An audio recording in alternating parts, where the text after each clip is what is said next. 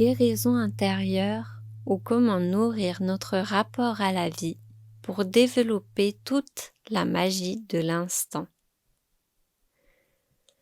Les sujets de la mort et de la maladie peuvent paraître lourds et plombants, alors qu'ils véhiculent la vie dans toute sa profondeur. J'ai vraiment à cœur d'ouvrir au maximum sur la vie, d'où cette évolution dans le complément de titre. J'ouvre aujourd'hui la saison 2, composée de 4 épisodes qui traitent de l'importance du non-jugement dans la maladie, face aux choix de traitement, face aux ressentis et aux émotions qu'on peut exprimer. Le format des épisodes est lui aussi quelque peu modifié vu que je laisse place entière à l'interview et vous renvoie pour les approfondissements à ma chaîne YouTube où je vous propose des visualisations pour vous recentrer, des exercices pour exprimer vos émotions par la création et des massages pour ancrer l'amour et la confiance dans votre corps. Pour celles et ceux qui ne me connaîtraient pas encore, je suis Adèle, accompagnante dans le fil de votre vie. Je vous accompagne à défaire les nœuds, apaiser les stress, les tensions, à tisser votre vie de joie, de confiance et d'amour pour libérer vos émotions et aller vers plus de sérénité au quotidien.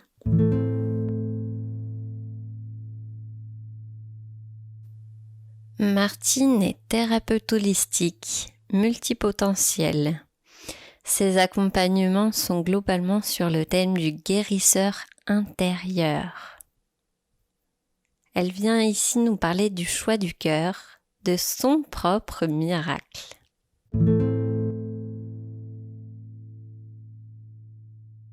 Bonjour Martine et merci d'être là aujourd'hui avec nous. Je suis ravie de t'accueillir pour cette saison 2 du podcast Guérison intérieure. Aujourd'hui, c'est marrant, juste une petite aparté parce qu'on s'est rencontrés sur Facebook. Du coup, j'ai regardé ton profil et je savais pas du tout, mais voilà, on s'est retrouvés toutes les deux à être couturières vraiment dans la ville juste à côté.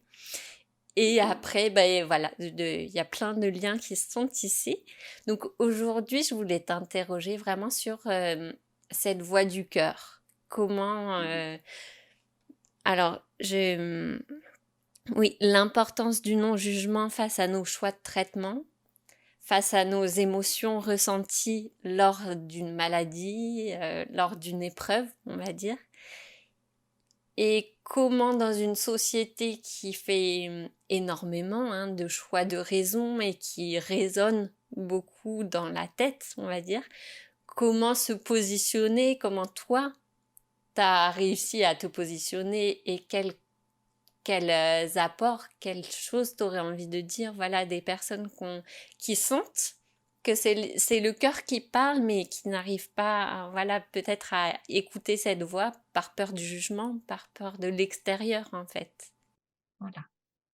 Alors, pour ce qui concerne, la voix du cœur, eh bien, je m'y suis connecté consciemment, je dirais, à partir du moment où je me suis retrouvé, en fauteuil roulant. J'avais déjà eu un premier diagnostic, j'avais fait, des modifications, notamment au niveau de mon alimentation, mais quand je me suis retrouvé, en fauteuil roulant, c'était quelque chose, qui était intolérable. Et là, c'est comme si, il y avait, un appel de l'âme, qui me disait: «Ben, allez, choisis-toi». Et en fait, effectivement, à partir du moment où j'ai consciemment pris la décision de me choisir à 100, je me suis accordé 3 mois avec un accompagnement, notamment en spiritualité pour, me faire, sauter tous les verrous en fait, toutes ces pensées limitantes. Et et au fur et à mesure que je me reconnectais à moi, mes émotions, à ne plus être dans du jugement, et bien, j'allais de mieux en mieux. Et donc en fait, il m'a permis de tenir bon, parce que le milieu médical, traditionnel, si je puis dire, est très maltraitant. Et c'est pas qu'une histoire de manque de personnel ou de choses comme ça. Euh, le corps médical, en fait, à partir du moment où ils ne comprennent pas ni l'origine des symptômes, ni comment ça se manifeste dans le corps de la personne, eh bien, on a tendance à dire que c'est dans sa tête ou qu'elle ferait mieux de prendre des antidépresseurs parce que là, il n'y a rien à faire. Donc, moi, j'ai encaissé toutes ces réflexions, tous ces mauvais sorts du milieu médical. Puis un peu comme une enfant, ben, j'haussais les épaules et je disais, ben, on verra bien, et on verra bien. Et en fait, chaque fois qu'on me disait, c'est pas possible, ça n'arrivera jamais, eh bien, ça me donnait encore plus d'énergie, encore plus de niaque pour prouver au monde, si je puis dire, que c'était possible. Et aujourd'hui, ben, quand je déambule librement, et bien effectivement, l'entourage qui m'a vu dégringoler est surpris parce que les résultats sont là. Et médicalement parlant, effectivement, comme mon neurologue ou mon généraliste, eh bien c'est eux qui parlent de miracles. J'osais pas trop l'annoncer moi, mais c'est eux qui parlent de miracles. Donc aujourd'hui, ben, effectivement, j'ai cette sensation d'être miracle, le miracle de la guérison naturelle, puisque je me suis soigné sans aucun médicament. D'accord. Absolument aucun médicament. Donc là, effectivement, ce qui est difficile avec le corps médical, c'est de leur faire accepter l'idée qu'il y a d'autres approches de soins. Quand notamment je parlais d'hypnose ou de soins énergétiques, je voyais que les yeux roulaient, il y avait un petit rictus et qui semblait dire allez encore une autre illuminée. Euh, Bon, alors ça me blessait sur le moment, hein, parce que il y a toujours comme ça dans cette culture générale que ben c'est le milieu médical qui sait mieux que d'autres. Et à un moment donné, ben moi justement, je me suis écouté en me disant mais c'est pas parce qu'on vous a pas appris ça dans votre cursus euh, universitaire que ce que me dit mon corps, ce que je vois de mon corps, c'est une erreur. L'erreur, elle est qu'effectivement, il y a des symptômes. Certes, vous ne savez pas en connaître l'origine, mais en tout cas, ils existent. Moi, je les sens bien. Je me connais mieux que personne. Je suis pas une personne X du cursus universitaire. J'ai ma singularité. Et donc, à ce titre-là, ben, je sais que mon corps n'est pas en train de me mentir. Voilà un petit peu qui m'a permis d'aller à contre-courant parce que c'était vraiment aller à contre-courant de, de tout ce qu'on pouvait me dire. J'avais déjà expérimenté et pris tout un tas de traitements médicamenteux. Et je voyais bien que les effets secondaires étaient catastrophiques. Ça compilait des symptômes supplémentaires à ce que j'avais naturellement. Donc là, je me suis dit, ben non, ça c'est une fausse solution. J'avais bien conscience qu'en fait, c'était juste fait pour faire taire les symptômes, mais que ça ne réglait absolument pas la cause. Et donc, quand je me suis choisi, en fait, j'ai décidé de partir, comme je dis, comme un pèlerin avec ma canne à l'origine de ces douleurs et de ces souffrances. Voilà. Ben, un beau parcours en tout cas.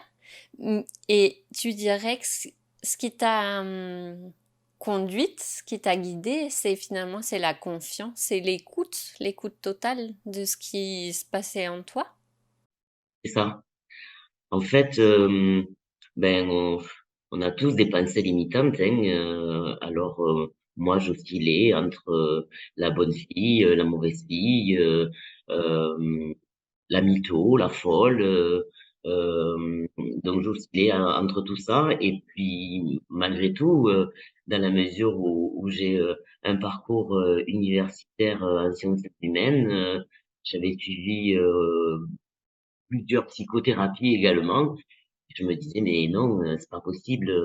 Non, non, je ne suis pas cette personne que les autres disent. Et donc, je me suis reconnecté entièrement à moi et j'ai fait le choix égoïste parce qu'effectivement, à un moment donné, c'est ce que j'ai entendu, que j'étais une égoïste. Je dis, ben oui, effectivement, cette fois-ci, je vais être égoïste parce que j'ai décidé de guérir, en dépit de tout ce que mon entourage pouvait me dire. Vraiment.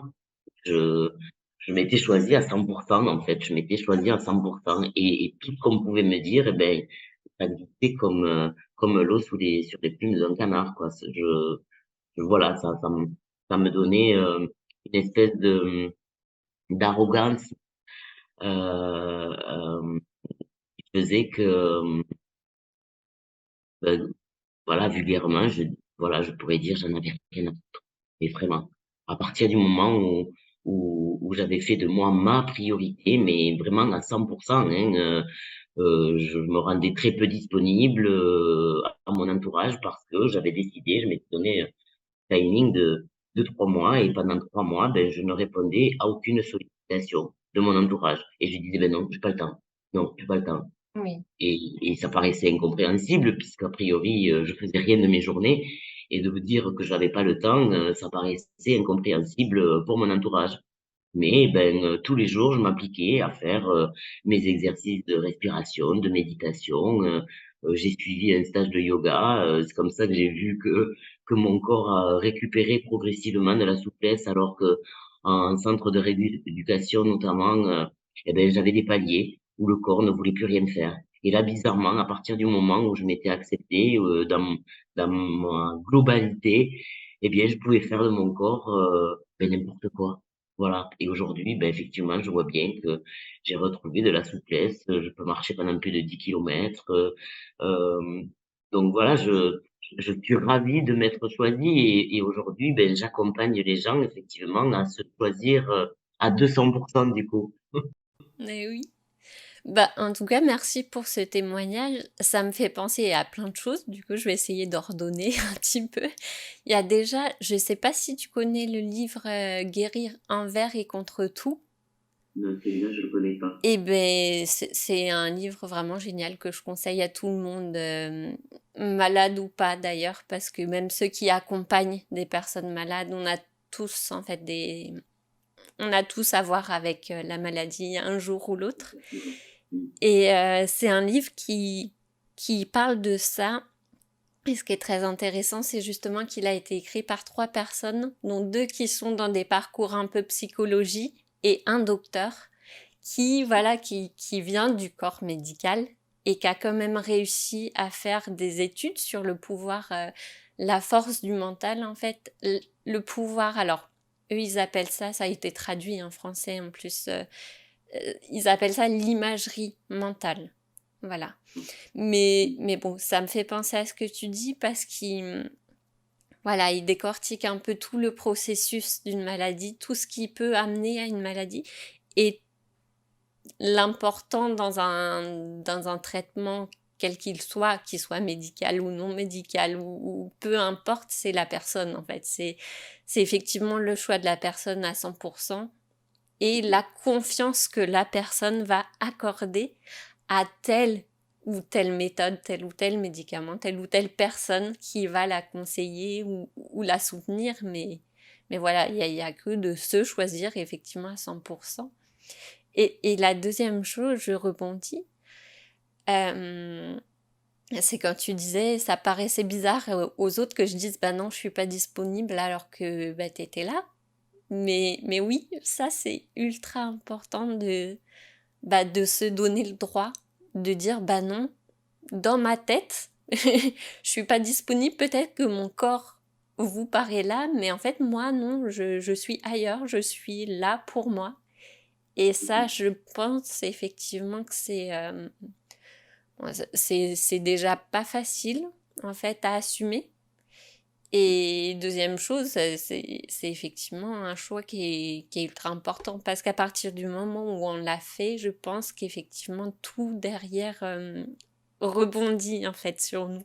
En fait, il y a une phrase que j'avais entendue comme ça sur les réseaux sociaux qui disait qu'à partir du moment où on s'était choisi, on ne pouvait plus refaire le chemin en arrière, ne plus revenir en arrière. effectivement. Euh, Là, je me rends bien compte qu'en fait, ben, on n'est jamais comme ça dans un continuum où tout va très très bien tous les jours, où on est à 200%. Sur une journée, ça oscille, sur des semaines, ça peut osciller. Mais la différence, justement, c'est qu'à partir du moment où on a activé en soi ce je peux me faire confiance, eh bien, on a cette capacité effectivement de réappuyer en permanence ton là qui, comme à l'époque où j'étais sous morphine, m'envoie directement ma dose là comme ça et je reste pas dans ces phases down que j'appelle. Donc ce chemin inverse en fait c'est qu'à partir du moment où on se choisit, on ne se laisse plus tomber. Voilà. C'est un binôme avec soi-même. Voilà, on fait équipe avec soi-même. Et du coup, ça permet aussi de temps en temps d'aller volontairement reprendre la main de la petite fille intérieure ou de son enfant intérieur parce que quand il y a une émotion comme ça qui vient nous traverser, eh bien, bon, elle a une origine avec l'enfance. Et donc, toutes les rencontres qu'on peut avoir avec les gens, parce que je considère que les gens sont des fabuleux effets de miroir, en positif ou en négatif d'ailleurs, parce que quand on trouve quelque chose d'extraordinaire chez l'autre, c'est que c'est déjà en nous. Et quand on apprécie moins quelque chose chez l'autre, eh ben c'est justement cette part-là qui a encore besoin d'être travaillée. Donc voilà, c'est un travail quotidien. Dans mes accompagnements, je sais pas parce qu'à un moment donné, on a cette sensation d'avoir trouvé le secret de la pierre philosophale qu'il faut pas sans arrêt se remettre à l'ouvrage. Ça n'est jamais acquis. Ça n'est jamais acquis. Et donc tous les jours, eh bien, il faut s'accorder un temps pour faire de soi sa priorité. Voilà. Justement, ça amène à la question que je voulais te poser. Est-ce que tu as décidé d'accompagner après avoir fait ce pas de te faire ta priorité de toi-même? Ou est-ce que tu accompagnais avant ça? Et ça a été un palier de plus, on va dire, dans tes accompagnements qui ont évolué et voilà.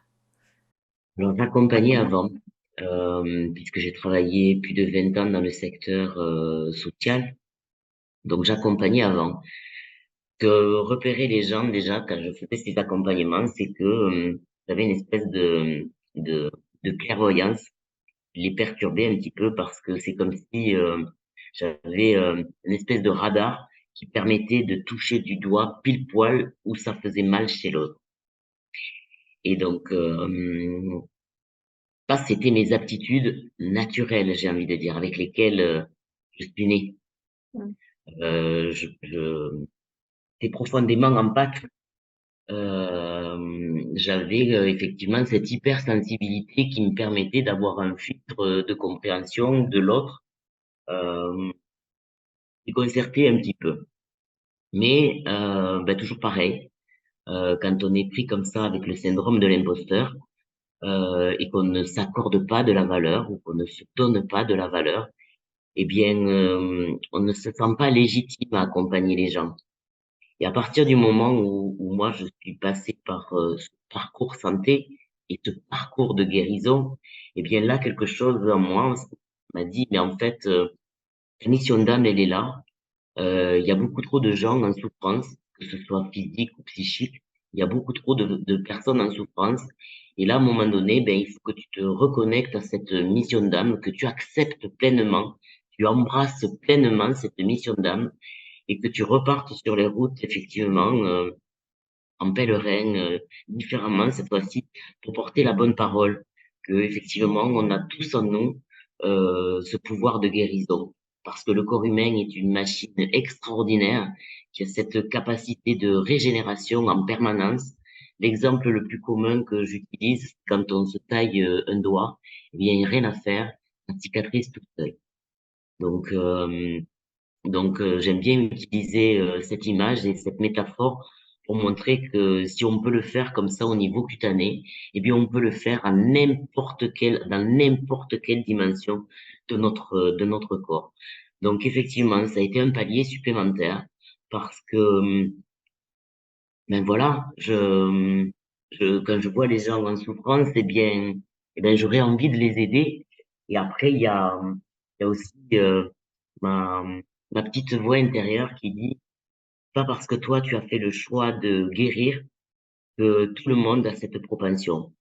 Et même si ça me peine, eh bien, j'accepte que les gens gardent le bénéfice secondaire de leur maladie. Oui, voilà. C'est vrai que ça amène aussi à cette question effectivement du choix et d'accepter le choix de l'autre. C'est-à-dire que bah, dans les accompagnements ou même dans l'entourage, parfois on se rend compte que la personne n'a pas décidé en fait de guérir et parfois même la personne le formule, hein. La personne veut partir et ça, bon, c'est encore une autre question, mais c'est à accepter aussi parce que la personne a le droit de choisir en fait pour elle-même ce qu'elle a envie. Pardon. Je crois que c'est aussi une histoire de chemin. Moi, je me suis rattaché de plus en plus à la notion de spiritualité. Et effectivement, si on prend cette dimension-là, on considère que nos incarnations, nos différentes incarnations, euh, ont des missions à chaque fois, hein. C'est un petit peu comme cette checklist qu'on ferait avant de s'incarner, juste qu'on l'a oublié. Et je crois qu'effectivement, chaque incarnation est un chemin d'évolution spirituelle. Et donc, si à un moment donné, effectivement, une personne ne fait pas le choix de, de se transcender, c'est juste qu'elle n'est pas prête pour ça. Oui, il y a plusieurs vies, on va dire, plusieurs incarnations. Toi, quelle est ta vision justement du cycle de la vie, de la mort? Qu'est-ce que toi, tu penses de tout ça? Voilà, ton avis en fait. Alors, c'est une belle image parce que j'ai eu beaucoup d'accidents dans ma vie, de voiture notamment, en plus de la maladie. Et chaque fois, le réflexe, c'était de me dire, j'ai échappé à la mort. Et dernièrement, justement, quand c'est encore en exploration de savoir qu'est-ce qui m'est arrivé, j'ai fait un malaise en voiture en pleine circulation. Et quand j'ai repris connaissance et que j'ai vu le trafic qui m'entourait, je me suis dit j'ai encore une fois échappé à la mort. Mais paradoxalement, c'est comme si, eh bien, effectivement, il y avait une part de moi qui était morte. Et c'est ce que je dis régulièrement, euh, les anciennes versions de moi sont mortes. Et aujourd'hui, je donne à voir une nouvelle version. Donc effectivement, un peu comme une autre image qu'on pourrait prendre dans un autre registre de la sexualité, où la jouissance est une petite mort. C'est quand effectivement, ben, on lâche tout, absolument tout. Et là, ben, notamment, on s'abandonne. Et quand on fait un processus de guérison, on s'abandonne à soi. Et donc, effectivement, continuellement, on est en train de vivre des petites morts. Donc aujourd'hui, ben, j'ai pas vraiment peur de la mort, euh, parce que je considère que c'est pas une fin. D'accord. Donc ouais, un petit peu mon rapport à la mort. Même si, euh, quand on est confronté au départ, personnes proches, c'est mal, parce que ce qui fait mal, c'est l'idée de plus pouvoir la toucher, de plus pouvoir la voir. Mais là aussi, je crois que la vision est un leurre, parce que euh, j'ai une amie très très chère qui a fait le choix de se faire assister médicalement pour mourir. Et les dernières paroles que j'ai eues avec elle, c'est ça, je lui ai dit, mais tu vas me manquer. Et elle m'a dit, mais enfin, on habite à plus de 600 kilomètres l'une de l'autre. Donc, manque dont tu parles, il n'a pas de sens. Euh, certes, je ne serai plus dans une incarnation, mais à tout moment, je peux être là, près de toi. Et c'est vrai, c'est Mm. vrai. Je fais cette expérience qu'il suffit simplement de l'évoquer, même si je ne la nomme pas, et je ressens sa présence. Et en tout cas, en moi, ça vibre autant que si elle était là, de chair et voilà, de chair et d'os, quoi. Voilà. Ah oui. Donc, ce qu'on voit, c'est peut-être aussi un leurre, et que ce qui a une réelle existence, ce qu'on ressent, c'est ce qui vibre en soi. C'est pour ça, tu as, tu as démarré l'interview par connexion au cœur. Eh bien, je pense qu'en fait, le cœur, c'est le meilleur filtre. C'est pas qu'une histoire d'organes, que ça émet en termes de vibration, en termes de ressenti. Et à partir du moment où on a cette croyance du cœur, eh ben, tout existe au-delà de ce qui se voit. Bah merci, c'est une belle vision en tout cas. C'est vrai que moi j'y adhère en tout cas totalement. C'est sûr que. Puis ça, du coup ça, oui, ça soutient parce que la peur du coup elle disparaît. Enfin, C'est ça. C'est ouais. ça. La peur, c'est construction mentale, en fait, hein, et comme je dis souvent dans mes accompagnements, c'est un trauma qu'on a eu à un moment donné et qui se rejoue sous la forme d'élastique dans notre vie d'adulte.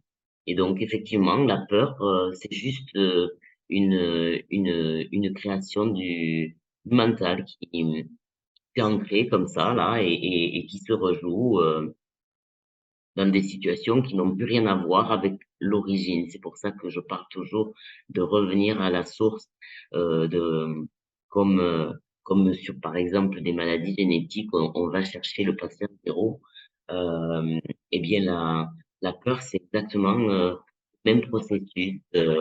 Et une construction qui s'est faite à un moment donné, parce que aussi, hein, si on se reconnecte à nos peurs archaïques, et cette mémoire de nos ancêtres primitifs qui avaient peur de sortir de leur grotte, de peur de rencontrer un mammouth ou je ne sais quel animal préhistorique. Donc ça, effectivement, c'est toujours présent en nous. On a toujours cette part archaïque en nous, mais après tout le reste, c'est capitalisé, si je peux dire, par nos blessures enfantines notamment. On arrive vers la fin. Donc ce que je me dis, c'est est-ce qu'il y a des choses que tu aurais envie de rajouter? Et juste avant, c'est que tu as parlé un petit peu de ce que tu faisais pendant ces temps où tu n'étais pas disponible pour les autres, mais tu étais disponible à toi-même. Et finalement, est-ce que tu n'aurais pas envie de nous parler un peu plus de ce qui, toi, t'a nourri pendant que tu étais avec toi-même, justement, et qu'est-ce que tu aurais envie d'amener pour les autres comme piste?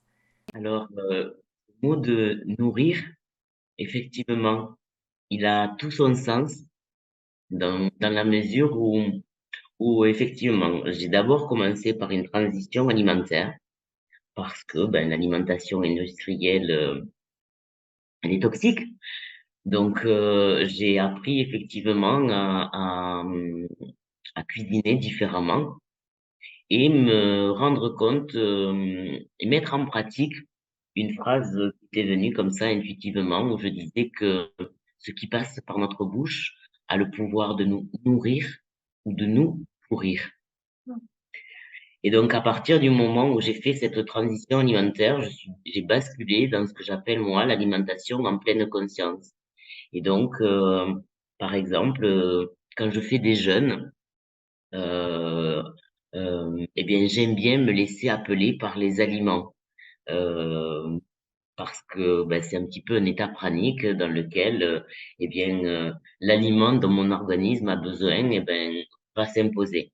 Donc l'autre image que j'utilise aussi et que je répète régulièrement, c'est que j'aime beaucoup cuisiner, j'aime beaucoup recevoir.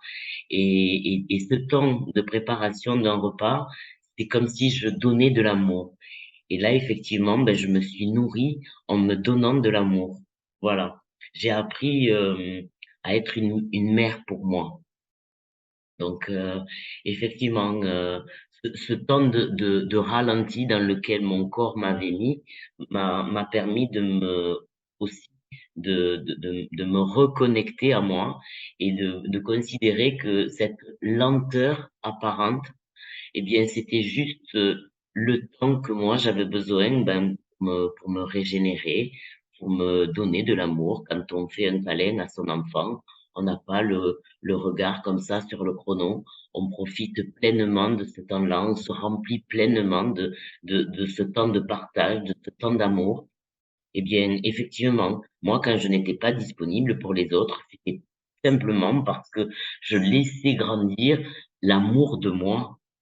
J'ai une vidéo qui a été diffusée sur les réseaux sociaux où je disais qu'en fait, ben, j'étais tombée en amour de moi, pour reprendre une expression canadienne, et que je me kiffais à 200%. Donc, quand on ose dire ça, eh bien, soit effectivement on passe pour une illuminée et je m'en fous, ou pour une perchée et je m'en fous aussi.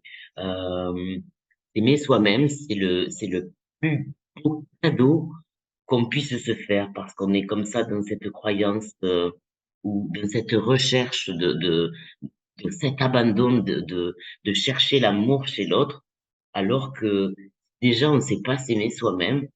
euh, cette relation qu'on va entretenir avec l'autre, elle va être un peu fausse en fait. Elle va être un peu fausse parce qu'on va aller chercher quelque chose d'ailleurs de, de, de cette incapacité qu'on a soi-même à s'apporter nous-mêmes.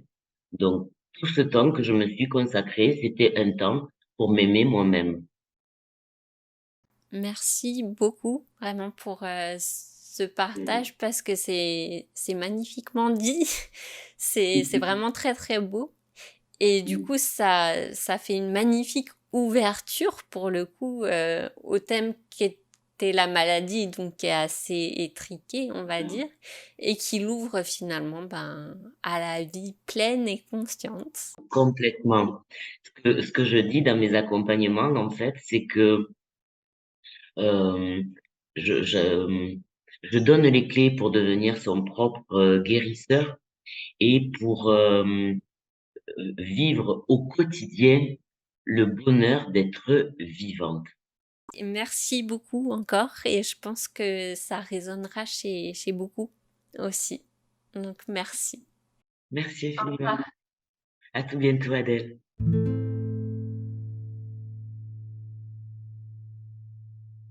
Nous voici arrivés à la fin de cet épisode.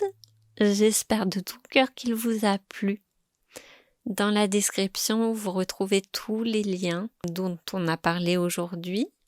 Vous trouvez tous les liens aussi pour ma chaîne YouTube, pour aller approfondir au niveau du corps, au niveau de la création, au niveau de la visualisation. Tout ce qui peut venir ancrer la confiance, l'amour dans votre corps, dans votre cœur. Et oui, vraiment encore une fois, libérer les émotions, les tensions qui peuvent rester parfois bloquées et les remettre en circulation. Donc n'hésitez pas à poursuivre cet épisode en vous recentrant, en prenant le temps de respirer et vraiment aller à la recherche de ce qui résonne à l'intérieur, à quel endroit ça résonne pour vous, pour savoir ensuite comment dans votre quotidien vous allez pouvoir continuer à tirer la ficelle que vous avez peut-être attrapée durant cet épisode. Pour le prochain épisode, j'accueillerai Mona, écrivaine, chanteuse et comédienne, atteinte de plusieurs maladies, orpheline, handicap invisible et douleurs chroniques. Elle viendra nous parler de son cheminement de sa fierté d'avoir dépassé la ligne de départ et non pas celle de l'arrivée. Elle viendra nous parler aussi de son livre, Arnold et moi, écrit tout spécialement pour les malades atteints de douleurs chroniques. En attendant, je vous souhaite une très belle journée et je vous dis à très bientôt.